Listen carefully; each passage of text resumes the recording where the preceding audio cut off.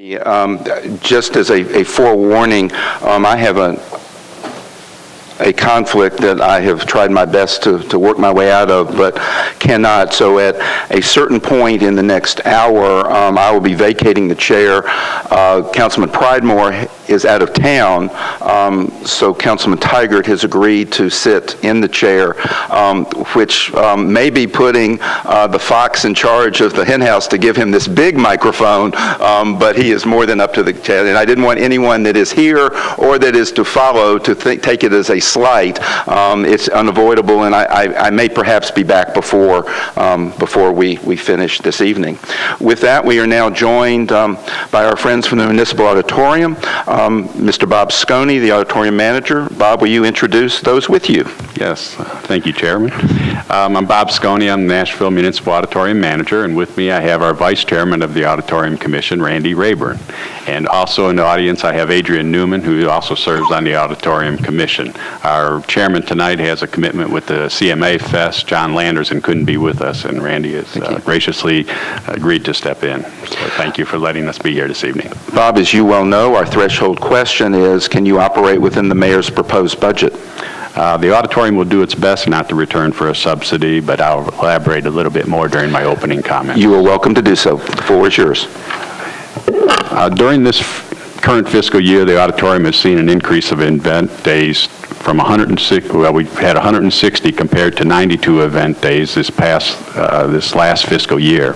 Some of the usage days were increased due to more events in our arena and also in our now open Musicians Hall of Fame and Museum.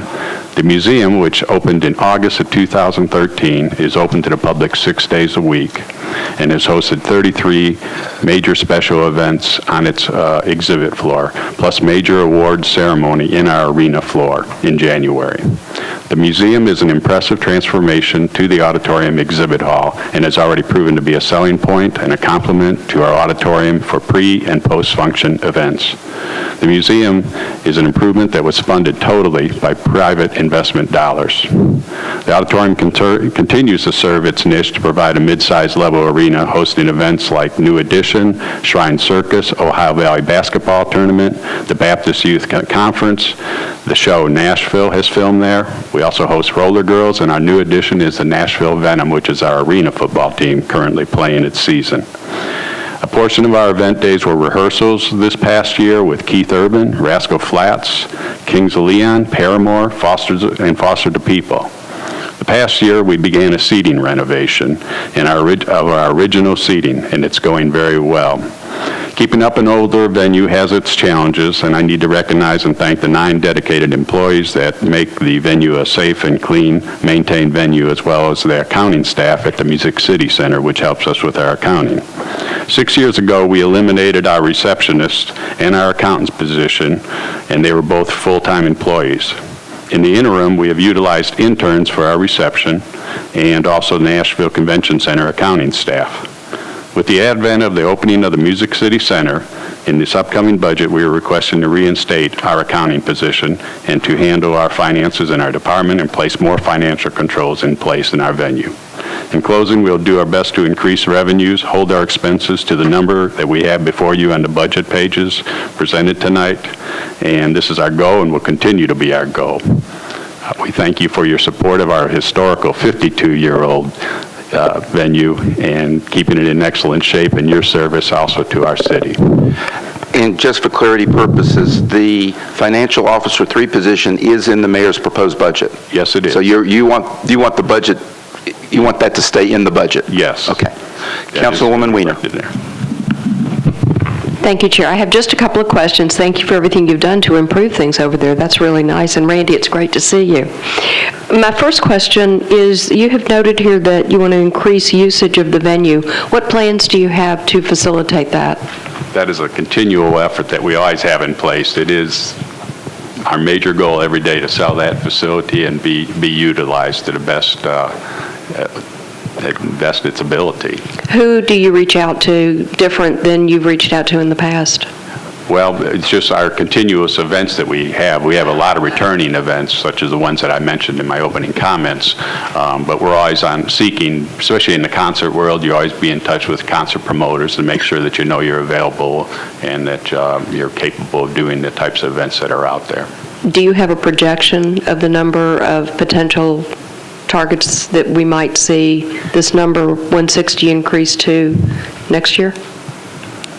I would hope that it goes up. Yes, that's always our goal. But no specific projection? No. Our business is somewhat short-term, or less, we have events booked out to 2019, but most of our event is within, for concerts, it's probably in the 4-month period, and then some of our returning, our cheerleading conferences and our religious conferences and our basketball tournaments and things like that, they are booked a year out, and Got maybe it. sometimes Okay. 2. Okay, and then as far as this financial person that you want to bring back on board and take away, are you feeling like this year with that change that you had happen, that you're not getting the services that you need? What would be the specific reason to incorporate that new officer?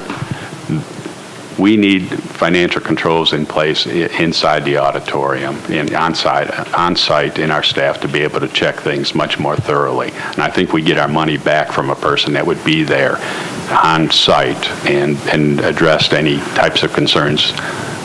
Not that we're having any issues, but anytime anybody comes on the staff, on our team, they're going to have to pay for our position the best that they can. Great, thank you. You're welcome. Thank you. Councilman Claiborne. Thank you. When you were here with us last, giving us an update, you talked about the part of your cost had to do with cleanup after events, and that you really couldn't incorporate that because of what you have to charge, that kind of thing. In one of our earlier hearings, I believe that it was when General Services were here, where there was a comment that was made that led me to believe that you were moving toward looking at charging something as a part of your rental that would incorporate cleanup. Is that true or not? That's true. We have instilled that charge and have increased that charge in rental charges for the upcoming fiscal year. Okay. So are you getting you're finding any pushback on that, or? No. Good. Okay. Good. Great. Thanks. Then good. Councilwoman Johnson. Thank you, Chair Stein. It's Bob, is that correct? Yes, Bob's okay. fine. And the esteemed Randy Raven, how are you? Thank you all for all of the tremendous work you do with the Municipal Auditorium. I thought the Municipal Auditorium was a lost cause, I'm going to be honest with you, because I thought that was one of the structures in the city that needed to be really demolished and revived in a new way. And then when I saw your strategic efforts in converting it to a historical property, and I saw the new signage that went up on the building, I said, wow, now this is good. I can see a turnaround just from those types of efforts. Budget-wise, because it's now more so a historical venue, do you see that you're able to receive more monies in terms of maintenance and being able to take care of the structure given that designation? Well, as you know, with any older facility, you have your challenges that are a little bit different than you'd experience with a newer facility. But every time that we've had an issue that is of serious capital investment, this council, this administration has been very supportive of it over many years. I mean, we've addressed all the issues. And, there's always going to continue to be issues, but the support has always been there. And that we really recognize and appreciate. So, right now we got the seating project going on, and, these were original seats, and we repaired them and just restored them. It's kind of a green effort in the same way. We take the seat out and refurbish it completely. So it's been a real improvement to the property.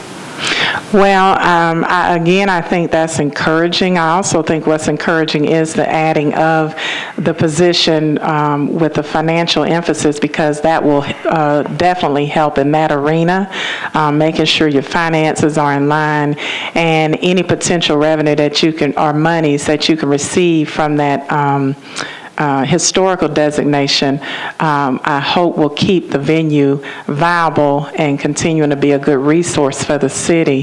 Have you also considered, I couldn't tell by the number of positions that you have, if any of those positions are focused on a person that specifically gets new events or goes out and markets the auditorium?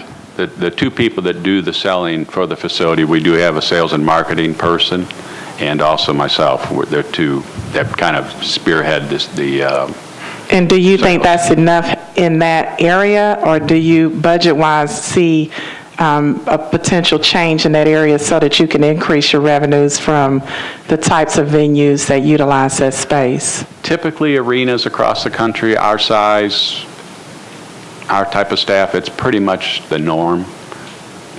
Okay. Well, I know the circus, I always attend every year, the Deltas, Delta Sigma Theta event that's there, and others, but the experience there is positive. Graduations, the experience is very positive, and what I see in terms of the upgrades and changes that you are making with the limited amount of funds that you do have, I think are working. So I appreciate your leadership and your efforts on keeping that a viable venue in our city. Thank you. Thank you for your nice comments. Councilman Tigert. Thank you, Mr. Chair. Bob, is the Municipal Auditorium being utilized this week during CMA Fest? No, we're not. What opportunities would there be? Has it been utilized in the past for artists, Yes. shows, fan appreciation events and whatnot? What opportunities might exist there? Well, two things. One that come to mind, we were going to try and launch a guitar show this year, and it didn't come together, and that was in conjunction with the Musicians Hall of Fame. So he plans to do that again next year, but we're having one fight over one date is for numerous years in advance. And when I mentioned an event 2019, we're a backup for the CMT Awards. If the Predators go deep into the playoffs, it could possibly be in that place. So we're hosting. We've got through 2019, the first week in June, held for them. And it's almost a 2-week rental, and of course So the building is rented, but it's not being utilized then. It will be rented. Yes, next year there'll be some monies coming in. Okay. Under your accomplishments, you list your partnership with the Music City Center to decrease cost and utilize resources, increase business, customer satisfaction. Can you give us an example or two of how that partnership is working? Yes, right now they're currently doing our accounting at the Music City Center, and also there's so much, we meet weekly with them to go over our finances and make sure everything is in good order, but there's other conversations that take place that help with our benefit as far as, bouncing things off, because we've got a lot of similarities. We're we're in the same industry, but we do different types of things totally. We don't compete sales-wise, but, they've taught me a lot of different things on how to save some monies as far as our cleaning and our cleaning crews and our services. We piggybacked on contracts before, and so there's a lot of synergy there. Okay. And financial question on I-61-5. It looks like your utilities this year are projected $178,000 less than the year before, 471 to 293.6. What's the reason for the decrease in utilities?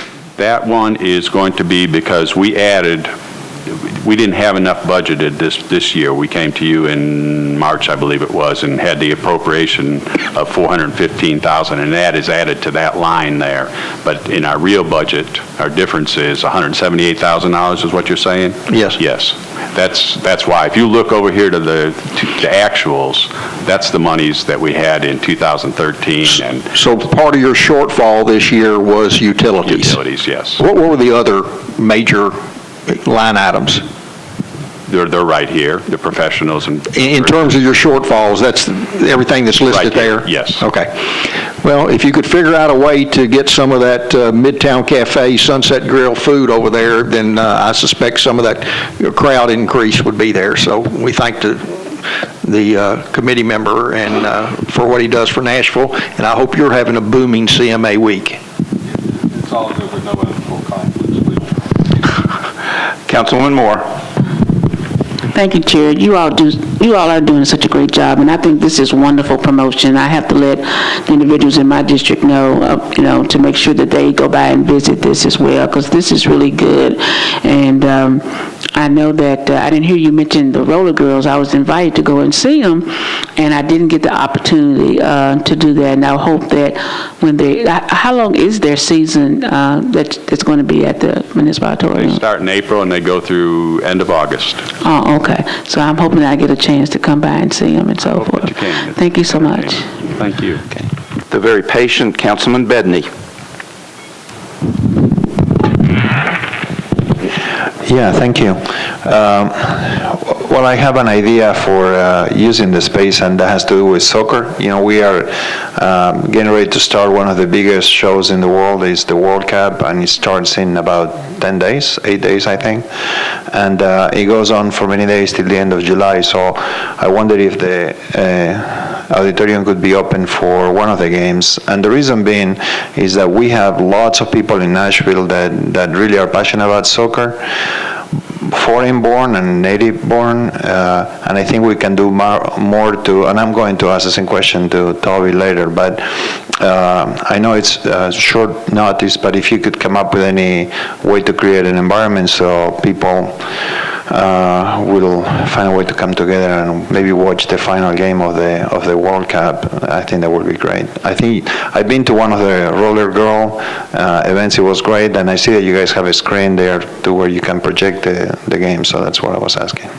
I see. Okay, yeah, they bring that screen in themselves. We don't have a projection screen ourselves. The small one that is placed on the stage, yes. But so you're suggesting just a type of viewing of the World Soccer Cup? Well, there are different things you could do. You could do indoor soccer to encourage more people to come and play, or you could actually have like a day to watch the game. So, Okay. thanks. Thank you. Mr. Stoney, Mr. Rayburn, thank you all for being here. Convention Center Authority?